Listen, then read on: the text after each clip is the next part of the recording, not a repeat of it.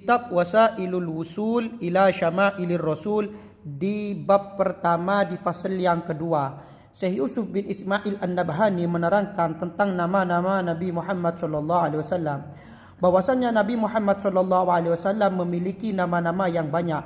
Al-Imam Nawawi itu berkata di dalam kitab At-Tahdzib. Imam Nawawi menukil dari Al-Imam Al-Hafidh Al-Qadhi Abu Bakar bin Arabi Al-Maliki. Beliau berkata di dalam kitabnya Aridatul Ahwadi fi Syarh Tirmidzi. Sebagian ulama-ulama sufi itu berkata Allah Subhanahu wa taala memiliki 1000 nama dan Nabi Muhammad sallallahu alaihi wasallam memiliki 1000 nama. Dari Jubair bin Mut'im bin Adi radhiyallahu taala an, beliau berkata, Rasulullah sallallahu alaihi wasallam bersabda, sesungguhnya saya memiliki nama-nama. Saya adalah Muhammad dan saya adalah Ahmad dan saya adalah Mahi yang Allah Subhanahu wa taala melenyapkan kekufuran itu melalui perantaraku. Dan saya adalah Hasyir yang manusia itu dibangkitkan di atas kedua kakiku. Dan saya adalah Aqib yang tidak ada nabi setelahnya. Dari Hudzaifah radhiyallahu taala anhu, beliau berkata, saya bertemu Rasulullah sallallahu alaihi wasallam di sebagian jalan kota Madinah. Lantas Nabi berkata, saya adalah Muhammad dan saya adalah Ahmad dan saya adalah Nabi Rahmah, Nabi kasih sayang, dan Nabi Taubah, dan saya Muqaffi. Muqaffi itu adalah Nabi yang terakhir akan tetapi diikuti oleh para Rasul sebelum-sebelumnya. Dan saya adalah Hasyir dan Nabi Malahim. Malahim adalah artinya peperangan, Nabi peperangan. Nabi Muhammad dinamakan Nabi peperangan karena Nabi Muhammad serta umatnya itu disyariatkan untuk berjihad. Dan tidak ada Nabi ataupun umat sebelum Nabi Muhammad SAW yang jihadnya itu seperti jihadnya Nabi Muhammad dan para umatnya Nabi Muhammad. Adapun peperangan yang telah terjadi dan yang akan terjadi antara umatnya Nabi Muhammad dan orang-orang kafir ini belum ada sebelumnya seperti peperangannya Nabi Muhammad dan para umatnya. Maka sesungguhnya umatnya Nabi Muhammad itu memerangi orang-orang kafir di penjuru dunia di sepanjang zaman sampai umatnya Nabi Muhammad itu memerangi Dajjal si mata satu. Di dalam kitab At-Tahdzib karya Imam Nawawi juga, beliau berkata Allah Subhanahu wa taala menamakan Nabi Muhammad di dalam Al-Qur'an Rasulah dan Nabiyya dan Ummiyya dan Syahidan dan Mubasyiran dan Nadhiran dan Da'iyan ilallahi bi'idnihi dan Sirajan Munira dan Raufar Rahima dan Mudzakira. Dan Allah Subhanahu wa taala menjadikan Nabi Muhammad itu rahmah, sebagai rahmat dan sebagai nikmat dan sebagai petunjuk sallallahu alaihi wasallam. Beliau berkata dari Ibnu Abbas. Ibnu Abbas itu namanya adalah Abdullah bin Abbas, sepupunya Nabi Muhammad sallallahu alaihi wasallam radhiyallahu taala anhuma. Beliau berkata, Rasulullah sallallahu alaihi wasallam bersabda, namaku di dalam Al-Qur'an adalah Muhammad dan di dalam Injil adalah Ahmad dan di dalam Taurat adalah Uhid. Dan dinamakan Uhid karena saya menyelamatkan umatku dari api Jahannam, dari neraka Jahannam. Dan beliau menambah suatu penukilan dari Ibnu Asakir, Nabi Muhammad memiliki nama Al-Fatih dan Thaha dan Yasin dan Abdullah dan Khatimul Anbiya. Al-Imam Al-Qustulani di dalam kitab Al-Mawahib berkata, dan Imam Bajuri di dalam Hasyiah Sama'il, pemilik kitab Syauqul Arus wa Unsun Nufus, yaitu Syekh Husain bin Muhammad Ad-Damaghani, menyebutkan sebuah penukilan dari Ka'bil Ahbar, sahabatnya Nabi Muhammad sallallahu alaihi wasallam. Ka'bil Ahbar, sesungguhnya Ka'bil Ahbar itu berkata, nama Nabi Muhammad sallallahu alaihi wasallam di kalangan penduduk surga adalah Abdul Karim, dan di kalangan penduduk neraka nama Nabi Muhammad Abdul Jabbar, dan di kalangan penduduk Arsy namanya Abdul Hamid, dan di kalangan para malaikat namanya Abdul Majid, dan di kalangan para anbiya namanya Abdul Wahhab, dan di kalangan para syaitan namanya Abdul Qahhar, dan di kalangan jin namanya Abdul Rahim, dan di pegunungan namanya Abdul Khaliq, dan di daratan namanya Abdul Qadir, dan di lautan namanya Abdul Muhaimin, dan di kalangan ikan-ikan namanya Abdul Quddus, dan di kalangan hewan melata namanya Abdul Ghiyas, dan di kalangan hewan liar namanya Abdul Razzaq, dan di kalangan hewan buas namanya Abdul Salam, dan di kalangan hewan-hewan namanya Abdul Mu'min, dan di kalangan burung-burung namanya Abdul Ghaffar, dan di dalam kitab Taurat nama Nabi Muhammad adalah Mu'du, dan di dalam kitab Injil namanya Toba. Mu'du dan Toba ini maknanya adalah tayyib, bagus. Dan di dalam suhuf itu adalah lembaran-lembaran yang Allah Subhanahu wa taala turunkan kepada nabinya sebelum diturunkan kitab. Seperti suhufnya Nabi Ibrahim dan Nabi Musa, sebagaimana Allah taala berfirman, suhufi Ibrahim wa Musa. Di dalam suhuf nama Nabi Muhammad itu adalah Aqib, dan di dalam Zabur namanya Faruq, dan di sisi Allah nama Nabi Muhammad adalah Thaha dan Yasin, dan di kalangan orang-orang mukmin adalah Muhammad sallallahu alaihi wasallam. Beliau Nabi Muhammad itu dijuluki Abul Qasim karena Nabi Muhammad membagi-bagi surga di antara penduduk-penduduk surga. Adapun Al-Faruq maknanya adalah yang memisahkan antara yang hak dan yang batil. Al-Faruq itu makna nama Al-Baraqalid yang tercantum di dalam Injil Yuhanna. Khatimul Huffaz Jalaluddin As-Suyuti mengarang suatu risalah yang dinamakan Al-Bahjatus Saniyah fil Asma'in Nabawiyah. Imam Jalaluddin As-Suyuti mengumpulkan di dalam risalah tersebut sekitar 500 nama Nabi Muhammad. Dan Al-Qustulani menukil di dalam kitabnya Al-Muwahhib dari kitab Ahkamil Quran milik Abi Bakar Ibnul Arabi bahwasanya Allah Subhanahu wa taala memiliki 1000 nama dan Rasulullah sallallahu alaihi wasallam memiliki 1000 nama. Kemudian Al-Qustulani ini berkata, adapun yang dimaksud dengan 1000 nama Rasulullah sallallahu alaihi wasallam adalah sifat-sifat. Maka setiap nama-nama yang datang sifat-sifat mulia. Dan jika ada seperti itu, maka Nabi Muhammad sallallahu alaihi wasallam dari setiap sifat memiliki sebuah nama.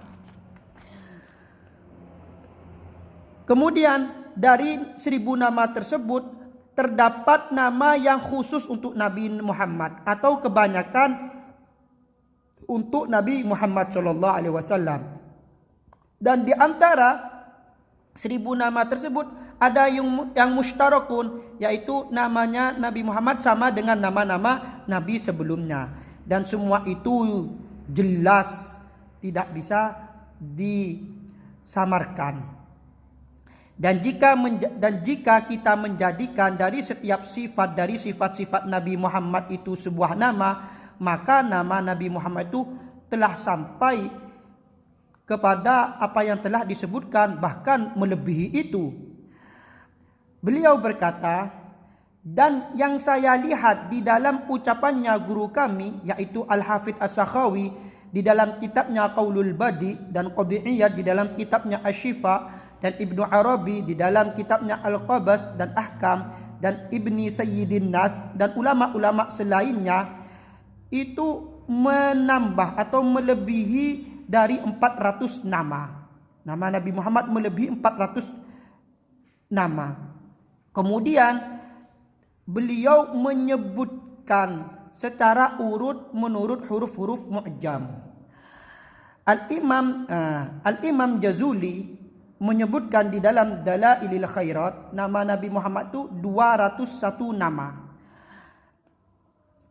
Dan Imam Nawawi berkata di dalam kitabnya At-Tahdzib, julukan Nabi Muhammad yang paling terkenal adalah Abul Qasim, dan malaikat Jibril itu menjuluki Nabi Muhammad dengan Aba Ibrahim.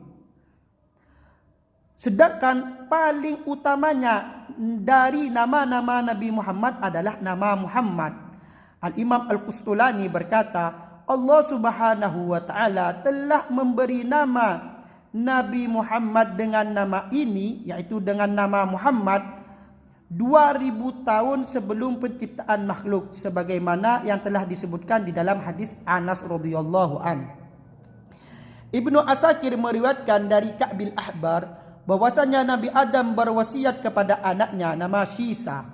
Beliau berkata, "Wahai anakku, engkau adalah khalifahku setelahku, yaitu engkau adalah penggantiku setelahku.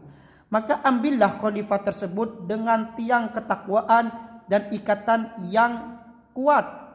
Dan setiap engkau menyebut nama Allah Subhanahu wa taala, maka sebutlah nama Muhammad di sisi nama Allah.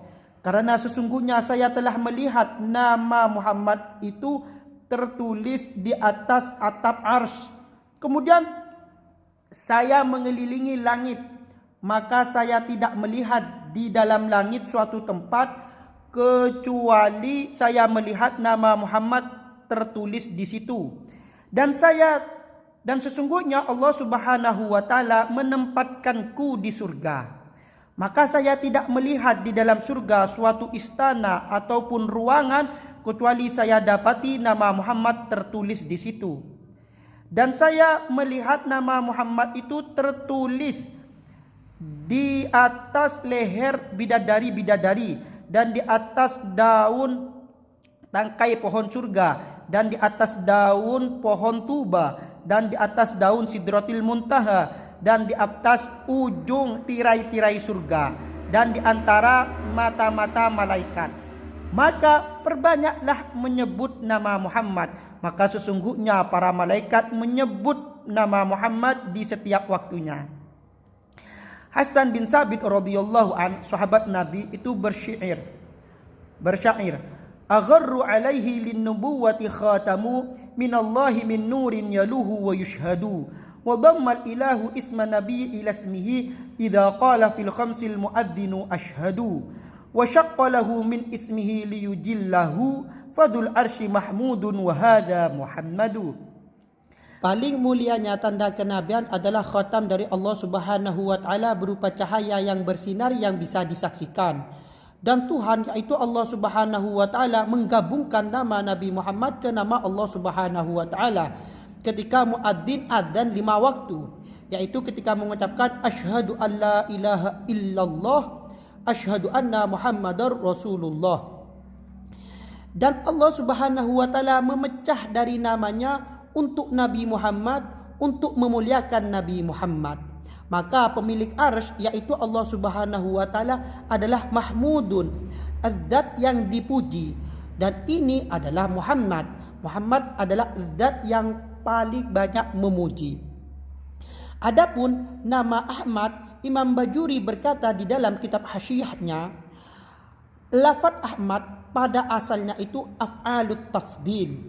Dan Nabi Muhammad dinamakan dengan itu karena Nabi Muhammad adalah orang yang paling banyak memuji kepada Tuhannya. Dan di dalam kitab Sahih bahwasannya Nabi Muhammad dibukakan untuk Nabi Muhammad pada hari kiamat dengan mahamid yang belum dibukakan kepada siapapun sebelum Nabi Muhammad. Dan begitu juga liwa'ul hamdi dijanjikan untuk Nabi Muhammad. Dan Nabi Muhammad diberi khususiyat dengan maqamil mahmud. Intinya, Nabi Muhammad adalah orang yang paling banyak memuji dan yang dipuji. Oleh karena itu, Nabi Muhammad dinamakan Ahmad dan Muhammad. Dan dua nama yang mulia ini memiliki keistimewaan atas nama-nama yang lain. Maka seyogyanya memerhatikan nama kedua nama ini. Disebutkan di dalam hadis qudsi, Allah Subhanahu wa taala berkata, sesungguhnya saya melarang atas diri saya supaya saya jangan memasukkan orang yang namanya Ahmad dan Muhammad ke dalam neraka. Al-Imam Ad-Dailami meriwayatkan dari Sayyidina Ali radhiyallahu taala an, beliau berkata, tidak ada suatu hidangan yang diletakkan lantas orang yang namanya Muhammad atau Ahmad datang ke hidangan tersebut kecuali Allah Subhanahu wa taala memuliakan rumah tersebut di setiap harinya 2 kali. Barakallahu lana wa lakum.